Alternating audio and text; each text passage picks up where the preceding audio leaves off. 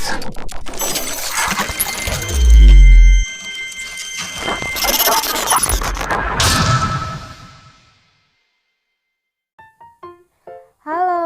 Assalamualaikum warahmatullahi wabarakatuh.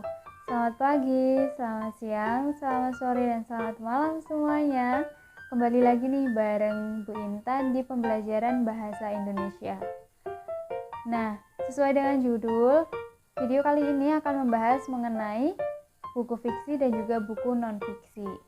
Tapi sebelum kita memulai pembelajaran kita pada kali ini, marilah kita berdoa menurut agama dan keyakinan masing-masing. Berdoa dipersilahkan. Berdoa selesai. Gimana nih kabar anak-anakku semuanya? Sehat kan? Ibu harap kalian selalu dalam keadaan yang sehat, bahagia, dan pastinya semangat untuk terus belajar bahasa Indonesia. Nah, sesuai dengan judul, hari ini kita akan belajar mengenai buku fiksi dan juga buku non-fiksi. Tapi sebelum kita memulai pembelajaran nih, ada yang masih ingat pembelajaran minggu kemarin itu tentang apa? Ya, betul sekali. Minggu kemarin kita sudah belajar mengenai teks editorial. Apa aja yang sudah dipelajari minggu kemarin tentang teks editorial? Ya, betul sekali, ada unsur kebahasaannya, struktur, dan juga kerangka pemikirannya. Ibu harap kalian masih ingat ya materi kita yang sudah dibahas minggu lalu. Nah, pada pertemuan kali ini adalah materi baru mengenai buku fiksi dan juga buku non-fiksi. Nah, pada pembelajaran kali ini, kompetensi dasar yang akan kita capai adalah kompetensi dasar 3.7 dan juga 4.7. Kompetensi dasar 3.7 yaitu menilai isi dua buku fiksi dalam kumpulan cerpen atau kumpulan puisi dan juga satu buku pengayaan atau non-fiksi yang dibaca. Dan juga kompetensi 4.7 menyusun laporan hasil diskusi suatu buku tentang suatu topik. Nah, itu tadi merupakan kompetensi dasar yang akan kita capai pada pembelajaran kali ini. Langsung saja kita mulai ke materi yang akan kita bahas pada pertemuan kali ini, yaitu tentang buku fiksi dan juga buku non-fiksi. Nah, ngomong-ngomong soal buku fiksi dan juga buku non-fiksi nih, Ibu sudah membawa satu buah buku, yaitu ya novel. Kalau dilihat dari bukunya atau jenis bukunya ini masuk ke dalam jenis buku apa, ayo? Buku fiksi atau buku non-fiksi? Ya, betul sekali. Buku novel itu merupakan salah satu contoh dari jenis buku fiksi. Kalau dilihat bahwa novel merupakan jenis buku fiksi, berarti apa sih pengertian dari buku fiksi itu? Ada yang tahu? Ya, betul sekali. Jadi, buku fiksi itu merupakan sebuah buku yang isinya atau menceritakan tentang cerita yang bersifat khayalan atau imajinatif. Nah, terus kalau buku non-fiksi itu apa sih, Bu? Ya, buku non-fiksi itu adalah buku-buku yang kalian pegang ketika mendapatkan dari sekolah. Contohnya buku paket bahasa Indonesia, buku paket matematika, dan buku paket pembelajaran yang lainnya. Nah, kalau disimpulkan nih, berarti buku non-fiksi itu apa? Buku non-fiksi merupakan sebuah buku yang berdasarkan kejadian nyata dan biasanya dilakukan riset-riset sebelumnya untuk membuat buku tersebut. Jadi, kalau dilihat dari perbedaannya nih, buku fiksi dan juga buku non-fiksi, itu berarti terletak pada isinya, ceritanya. Kalau non-fiksi itu buku-buku yang bersifat karangan ilmiah, kalau buku fiksi itu biasanya cerita tentang khayalan yang bersifat imajinatif dan juga bersifat hiburan untuk pembacanya. Nah, dari pengertian tadi kita bisa menyimpulkan nih ciri-ciri buku fiksi dan juga buku non-fiksi. Kalau buku fiksi, ciri-cirinya yang pertama yaitu menggunakan gaya bahasa, kemudian yang kedua bersifat imajinasi, dan yang ketiga menggunakan kata-kata atau kalimat-kalimat bermakna konotatif. Tapi Bu, kok aku sering melihat ya, kalau buku fiksi, novel itu biasanya berdasarkan dari pengalaman, based on true story dari pengarangnya. Ya, Kadang novel atau cerpen itu biasanya memang berasal dari pengalaman pribadi pengarang, tetapi itu bukan berarti novel itu atau cerita itu tuh merupakan sebuah karya non-fiksi karena berdasarkan sebuah pengalaman ya. Tetapi hal itu tuh terjadi memang berdasarkan sebuah pengalaman. Contohnya kalian buat cerpen mengenai putus cinta nih, pengalaman kalian. Tetapi kalian kan menambah-nambah kata-kata bersifat konotatif, kemudian juga menambah alur cerita yang lebih menarik dan lain sebagainya. Nah, itu termasuk ke dalam buku fiksi karena kalian tidak sepenuhnya membahas tentang pengalaman kalian itu. Kalian menambah gaya bahasa di dalamnya. Nah, itu merupakan buku fiksi. Kemudian yang kedua yaitu ciri-ciri buku non-fiksi. Kalau tadi buku fiksi bersifat imajinatif, kalau buku non-fiksi ciri-cirinya adalah yang pertama bersifat atau berbentuk karangan ilmiah, kemudian menggunakan gaya bahasa formal, kemudian yang ketiga kalimat-kalimatnya bermakna denotatif, kemudian yang keempat berdasarkan fakta atau riset di lapangan, dan yang terakhir yaitu memunculkan ide-ide baru penyempurna dari gagasan atau ide-ide sebelumnya. Coba kalian lihat buku pembelajaran bahasa Indonesia atau buku paket yang ada di dekat kalian nih. Kalian lihat itu merupakan buku non-fiksi di mana itu berbahasa formal, kalimat-kalimatnya denotatif yang mudah dipahami untuk sebuah pembelajaran dan juga berdasarkan dari riset ilmiah atau riset-riset di lapangan. Nah, itu merupakan ciri-ciri dari buku non-fiksi. Kemudian selanjutnya kita belajar mengenai unsur-unsur buku fiksi dan juga buku non-fiksi. Sebelum kita belajar mengenai unsur-unsur dari buku fiksi dan juga buku non-fiksi, tadi Ibu sudah menjelaskan nih atau sudah menyebutkan contoh-contoh dari buku fiksi apa aja. Novel, iya novel Bu, kemudian cerpen Bu, antologi cerpen, kemudian antologi puisi. Nah, kalau buku-buku bersifat non-fiksi atau berjenis non-fiksi, contohnya buku pelajaran, betul buku pelajaran, kemudian buku pengayaan, kemudian resep-resep makanan, itu merupakan contoh dari buku non-fiksi. Yang pertama, unsur-unsur buku non-fiksi terlebih dahulu nih.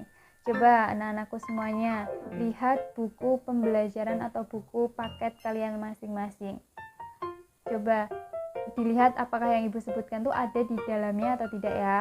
Unsur-unsur buku non-fiksi itu yang pertama yaitu ada yang paling depan halaman sampul atau cover. Kemudian yang kedua yang ada tanda tangannya, kata pengantar, betul. Kemudian yang ketiga yang biasanya kalian jadikan rujukan untuk mencari materi atau halaman, ya betul, daftar isi. Kemudian yang keempat isi buku, yang kelima daftar pustaka, yang keenam glosarium, dan yang ketujuh indeks.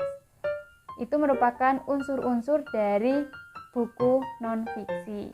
Yang kedua yaitu unsur-unsur dari buku fiksi. Buku fiksi sendiri memiliki dua unsur atau dibedakan dalam dua unsur. Yang pertama unsur intrinsik dan juga unsur ekstrinsik. Betul sekali. Yuk kita bahas satu-satu untuk unsur intrinsiknya. Unsur intrinsik dari buku fiksi yang pertama yaitu tema. Tema itu merupakan suatu topik yang dibicarakan dalam buku fiksi tersebut.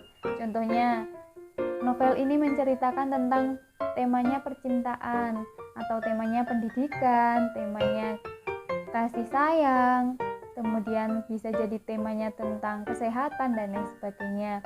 Kemudian yang kedua yaitu setting. Setting merupakan ada berapa? Ya, ada 3, latar tempat, latar waktu, dan juga latar suasana. Kemudian yang ketiga yaitu sudut pandang. Sudut pandang ini merupakan sebuah penggambaran cerita tersebut itu diceritakan dari sudut pandang apa atau sudut pandang yang seperti apa. Contohnya sudut pandang orang pertama kah atau sudut pandang orang kedua dan lain sebagainya. Kemudian yang keempat yaitu amanat. Amanat adalah ya pesan yang terkandung dalam novel tersebut atau buku-buku fiksi tersebut. Kemudian yang keenam yaitu penokohan. Penokohan, ada yang tahu? Harus tahu dong, penokohan merupakan penggambaran karakter tokoh. Bagaimana tokoh itu diceritakan, memiliki perilaku atau watak yang seperti apa, itu merupakan sebuah penokohan. Kemudian unsur ekstrinsik dari buku fiksi.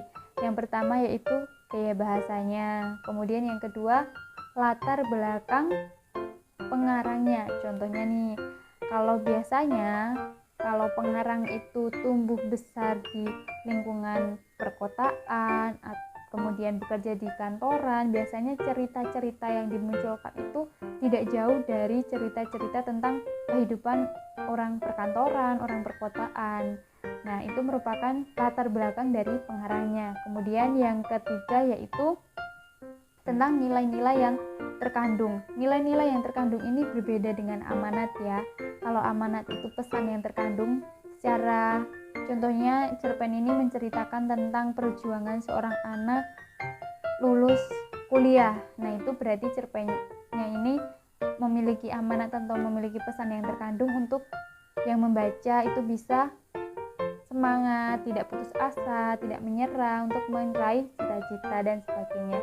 Nah, kalau nilai-nilai yang terkandung ini kita lebih belajar spesifik nih. Nah, nilai-nilai yang terkandung ini ada 4 nilai, yaitu nilai apa aja? Nilai agama, nilai sosial, nilai moral, dan juga nilai budaya. Kalau nilai agama berarti nilai-nilai yang berkaitan dengan kehidupan beragama. Kemudian yang kedua nilai sosial, nilai-nilai yang terkandung dalam buku fiksi tersebut yang berkaitan dengan kehidupan bermasyarakat atau bersosial. Kemudian yang ketiga yaitu nilai moral. Nilai moral ini berarti berkaitan dengan nilai-nilai yang terkandung dalam buku fiksi ini berkaitan dengan perilaku baik buruknya manusia, mengenai akhlak, mengenai perilaku, tingkah laku, dan lain sebagainya. Kemudian yang keempat, yang terakhir yaitu nilai-nilai budaya. Nilai-nilai budaya berarti berkaitan dengan kebudayaan atau adat istiadat yang ada di dalam kehidupan kita, seperti itu. Itu merupakan unsur-unsur dari buku fiksi. Jadi kita sudah belajar tentang unsur-unsur buku non-fiksi dan juga unsur-unsur buku fiksi. Nah, itu tadi materi mengenai buku fiksi dan juga buku non-fiksi. Kita sudah belajar apa aja tadi? Yang pertama kita sudah belajar mengenai, ya betul sekali, pengertian buku fiksi dan juga pengertian buku non-fiksi. Kalau buku fiksi itu cerita atau buku yang menceritakan tentang bersifat atau karya yang bersifat imajinatif. Kalau buku non-fiksi itu biasanya bersifat karangan ilmiah. Betul. Kemudian yang kedua kita sudah belajar mengenai unsur-unsur yang terkandung dalam buku fiksi dan juga buku non-fiksi, yaitu buku fiksi itu unsur-unsurnya dibagi menjadi 2, unsur intrinsik dan juga unsur ekstrinsik. Unsur intrinsiknya ada tema, latar, sudut pandang, penokohan, dan juga amanat. Kalau unsur ekstrinsiknya itu ada gaya bahasa, latar belakang pengarang, kemudian yang ketiga nilai-nilai yang terkandung. Nah, nilai-nilai ini ada 4. Ada nilai sosial, nilai budaya, nilai agama, dan juga nilai moral. Kemudian kita juga sudah belajar mengenai ciri-ciri buku fiksi nih. Nah, kalau buku fiksi itu ciri-cirinya adalah bersifat imajinatif, kemudian gaya bahasa, menggunakan gaya bahasa. Yang ketiga, kalimat-kalimatnya bermakna konotatif. Kemudian kalau ciri-cirinya buku non-fiksi itu contohnya, ciri-cirinya adalah bersifat karangan ilmiah, kemudian bersifat riset, berdasarkan riset atau pengalaman, kemudian menggunakan gaya bahasa formal, dan penemuan-penemuan ide-ide baru menyempurnakan ide-ide sebelumnya. Nah, itu tadi materi mengenai buku fiksi dan juga buku non-fiksi pada pertemuan kita kali ini. sebagai bentuk penugasan supaya Ibu tahu apakah kalian itu sudah paham betul atau tidak dengan materi kita kali ini, yaitu anak-anakku semuanya, kalian harus membuat atau membagi dalam satu kelas itu menjadi 6 kelompok. Nah, satu kelompoknya itu mendiskusikan mengenai tugas yang pertama, yaitu membandingkan 2 buku fiksi. Berarti kalau 2 buku fiksi itu buku apa? Ya, buku novel. Jadi teman-teman, anak-anak semuanya itu membandingkan, dan satu kelompok itu membandingkan 2 buku fiksi atau 2 buah buku novel. Kalian bisa mencarinya atau meminjam di perpustakaan. Kemudian yang kedua, kalian tulis atau hasil diskusi kalian itu ditulis dalam Microsoft Word. Kemudian dikumpulkan paling lambat adalah 5 hari setelah pembelajaran kita kali ini atau video ini Ibu sampaikan ke kalian. Nah, kemudian yang ketiga yaitu kalian membuat juga salin dia, di mana pada minggu selanjutnya kita akan mempresentasikannya. Jadi masing-masing kelompok harus mempresentasikan pada pertemuan selanjutnya. Itu saja yang dapat Ibu sampaikan untuk tugasnya. Apabila masih ada yang belum paham mengenai materi kita kali ini ataupun tugasnya, bisa langsung tanyakan ke Ibu. Mungkin itu saja yang dapat Ibu sampaikan. Kurang lebihnya Ibu mohon maaf. Tetap semangat. Kerjakan tugas dengan sungguh-sungguh.